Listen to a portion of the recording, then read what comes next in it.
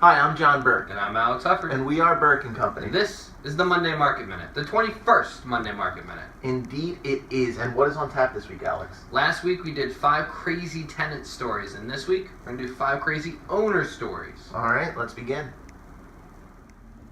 All right, before we get started, though, this week and last week, we definitely did some things that were a little more on the fun side. I want to give you a heads up that next week, we want to do a really kind of nerdy, in-depth look at the market here in Sea Isle right now this summer. So if you either own a home here or you're thinking about buying a home here in Sea Isle, you definitely want to tune in. And the week following, we're going to do one targeted to first-time home buyers, what that process can look like, and a couple experiences we've had. Okay, so we get the dreaded air conditioning not working call on a Sunday afternoon 2 summers ago in the hottest heat wave of the summer. The owner, a great client, says, "John, do whatever you got to do. Get somebody out there and get it taken care of." Air conditioning company comes out and says, "Problem is, we need a part. Should be delivered tomorrow, Monday." Monday, about 2:30 in the afternoon, I call them. It didn't come in. They're looking at it saying, "I'm sure we'll get it tomorrow." Of course, on Tuesday, once again. Now, I'm going down to the property every day to say to these people renting there, "Look, the owner wants to get this taken care of. I know you're uncomfortable. I'm showing up just so that I can be a little uncomfortable with you too, like it's not a fun trip to make." Wednesday, finally, get a call from the air conditioning company. We got the part. We're on our way over. We'll get it taken care of. I give them a call, leave a message with them that when you get home from the beach, it's all going to be working again. They get home Wednesday evening, 5:30 at night, and they give me a call, "John, the air conditioning's still not working." I go running over to the property. I call the company. They show up there. The owner of the company shows up there. Now, he's in the back. He's on his phone. He's texting. He's talking to people. He's looking at this air conditioning. And all of a sudden, it occurs to me what happened. I say to him, "You fixed the air conditioning at a different property, didn't you?"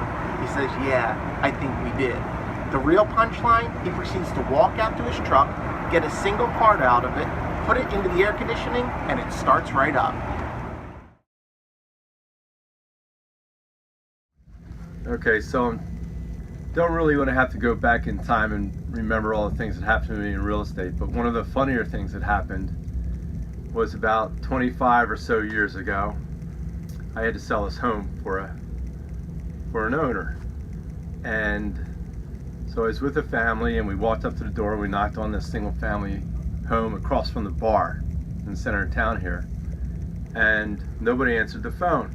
Answered the door. So I opened up the door, and when I opened up the door, there was bodies everywhere. We didn't know if they were alive, but they were on the floor, and they were on the sofa, and they were everywhere. They were just passed out. There was also liquor bottles, empty liquor bottles, and beer everywhere. Beer bottles.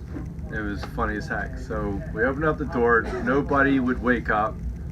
So we proceeded to show the home. We stepped over all the bodies. We looked in the bedrooms, around the bathroom, the kitchen. We walked back out, shut the door. They never even knew we were in there. We went on our merry way. And I believe they bought the house.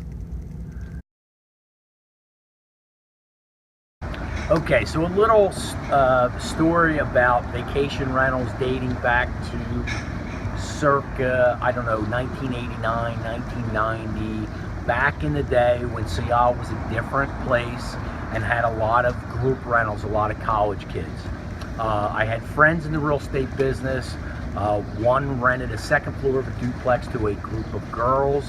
The other rented the first floor of a duplex to a group of guys.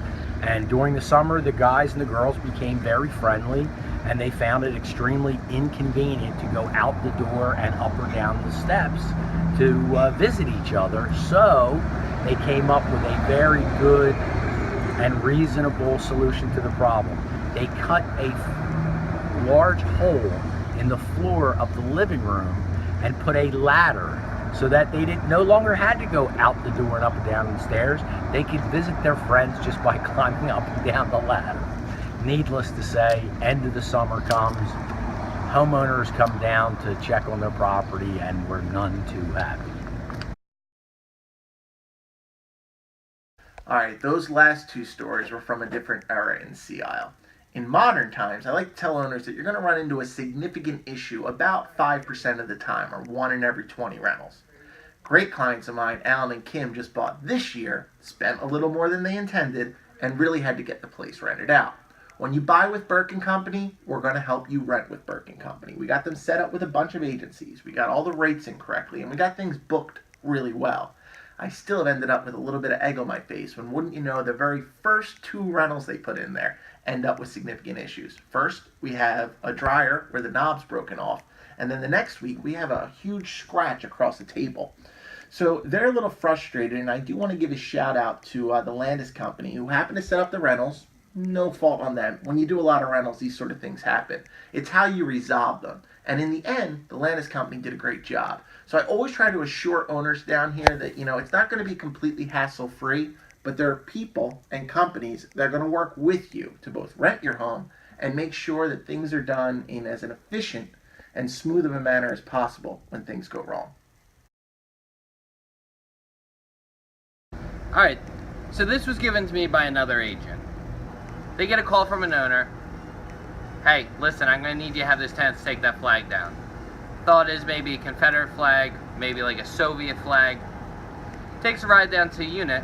Turns out, it's a Dallas Cowboys flag. It's not that crazy of a story after all.